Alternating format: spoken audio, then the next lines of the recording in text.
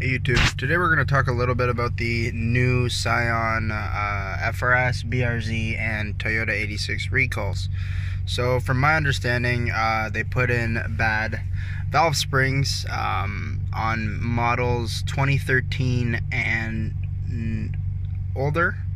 My car was a 2014, so it was not affected by the recall, but I have a friend who has a 2013 done, and on the highway yesterday the engine blew up. I don't have any pictures.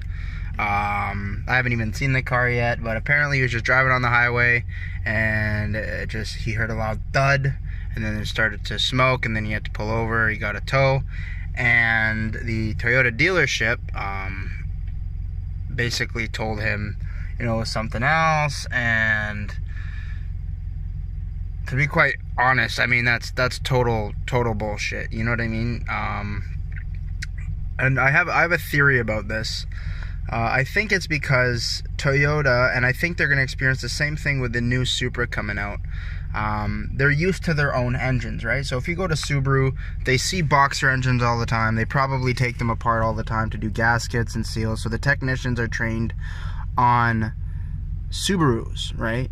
And when you take a Subaru engine and give it to a Toyota tech, not discrediting any Toyota tech, I'm sure, you know, they could follow the instructions and do it properly. However, if you do that, it probably will not pay very well, right? I'm an apprentice, right? I'm still hourly, so it's not as much of a problem for me. But when you take a lot of warranty jobs, they don't pay fairly, right? They don't, you know, you could have a 15-hour job that pays 8, right? So most technicians will try to slap it together, try to take shortcuts, and, you know, knock torque down every single bolt like you're supposed to, right? So especially when it comes to a boxer engine, if everything's not torqued down right, I mean, gaskets are gonna leak, things are not gonna work properly. The you know, the infamous FRS cricketing sound is probably gonna get way worse, and, you know, in my friend's situation, the engine will just blow up, right?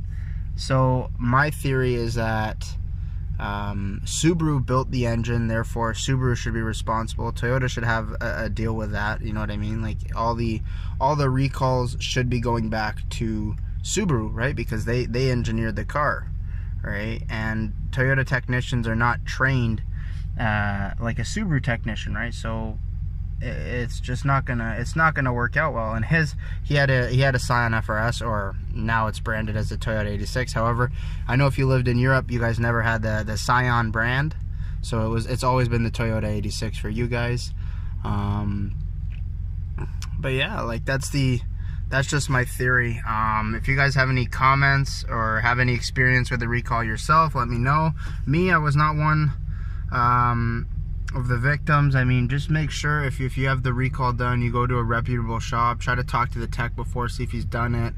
And, you know, like, it's not to blame the techs. Like, I really don't blame the techs, because at the end of the day, right, like, they weren't trained to do it properly, right? Like, I'm sure they have the instructions, I'm sure they have their little Toyota course, but at the end of the day, all Toyota is used to inline 4s and V6s, right? So to go from a boxer 4, it's way different. Like, everything as far as spark plugs go, like, just to change the spark plugs, you basically have to lift the engine up. In a regular Toyota, that would be absurd, right? So it's not everything that a Toyota tech would be used to, so just keep that in mind.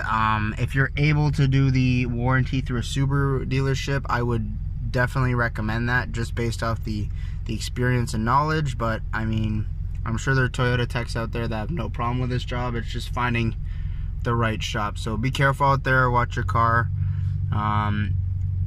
Thanks for watching. Please like, comment, and subscribe.